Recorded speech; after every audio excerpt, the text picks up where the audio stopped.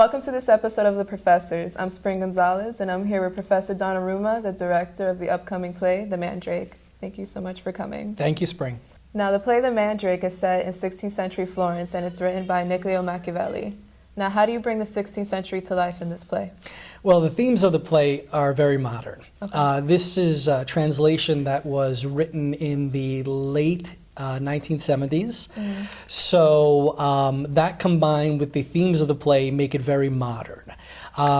We don't necessarily have anything that makes it particularly a Renaissance play, except for maybe the costumes and the location. But the themes and the characters are extremely modern, and that's what I like about the play because it connects to the modern audience. Nice. Now, why did you decide to direct this play, considering it's pretty risque in its plot? Well, I always like to connect my theater productions to a department. So I have talkback sessions on Thursday and Friday. So I consulted with the foreign language department and I said, what do you guys want to do as far as theater? I'm up for really anything you want to do. I had a lot of great suggestions, and the Italian professor, Professor Musio, gave me about 5 or 6 plays to read, and some were really excellent. And The Mandrake was something that just hit home for me. Yes, it was very funny. I thought the students would love the story. And I think the actors, and they love portraying the characters. So this was a combination of reaching out to another department and saying, what would my students, what would the college community like? Now, one of the main characters, Callimaco, which is played by senior Peter Maddens. Yes. He's a pretty ambitious character. How do you think his motive shaped the play? Wow, well, he is probably the ringleader or mastermind behind the whole plot of The Mandrake, and I don't want to say too much about The Mandrake because I'll give it away. But he is really the protagonist that drives the engine of all the other characters. He sort of sets in motion all of the disguises and the intrigue and the mystery. And everybody sort of follows him along. He's like the Pied Piper of the play. Yeah. So he's an extremely important character, but a fun one, and Peter's doing a great job with it. Awesome. Yeah. Now, Lord Nietzsche, you said, who's played by freshman Alex Fasano. Yes. He appears to be a really gullible character. Do you see him as a victim in this play? No, because everybody in this play are going for what they want. Everybody in this play is quite selfish. Yeah. So even though Lord Nietzsche seems to be someone who is being fooled and manipulated, it's to a certain extent because he knows what he wants. He wants a child and he wants a family. So he's being led to a certain point, but he's also doing it for his own gain as well. Got it. Okay. And Alex, as a freshman, fantastic job he's doing. He's really a great find. Now, Callimaco is the protagonist, and usually in my English classes, protagonists usually don't pursue other women. So who would you say in this play is the antagonist? Gosh, the antagonist? You know, everybody in this play is sort of a protagonist because they're all out for their own good, and nobody is really against anybody. I would say the antagonist, if you're going to think of one person being that person, would probably be Lord Nietzsche.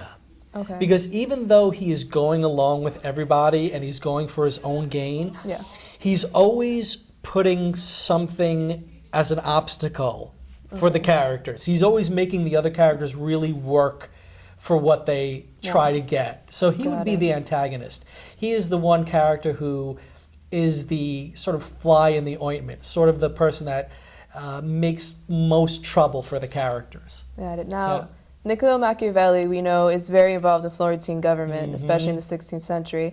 So how do we see his views expressed in this play? It's really throughout. He wrote this play as sort of an attack, if you will, on the government.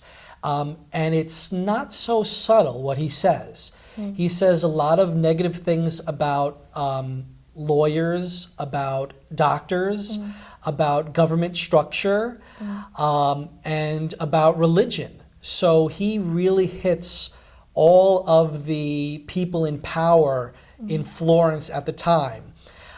He wrote it after he was out of Florence, so not to get in trouble, but the things that he says about, again, religious folks and government officials and people of professional status is really telling. He doesn't hold any punches, so it's really great.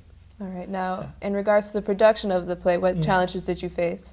Well, the challenges I faced were probably the set design. Okay, yeah, because 16th century Florence and Iona. Yes, it's a little bit of a challenge, but my set designer did an amazing job. What's great about the play, and why I also selected it, it takes place in one large piazza.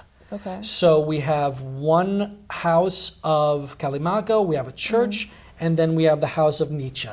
So it's a simple set, but getting all the details of Florence in the Renaissance was a little bit of a challenge, but it came out beautiful. The set is really wonderful, and I hope check it out.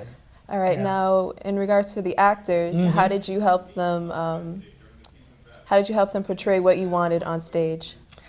Well, like I said, the themes and the characters are extremely modern. That's what makes great plays so enticing for and a director, relatable. and relatable to an audience and actors, because these characters are going through what 2014 people go through. So making that connection between modern day and Renaissance was not really that hard. The only thing that was a little difficult was dealing with the mother and the daughter and the husband, because their relationship is very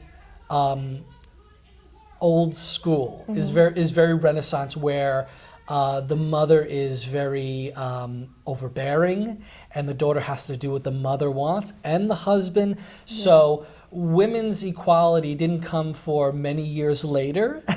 So dealing with that and having them get into the mindset of, this is kind of how the family structure was.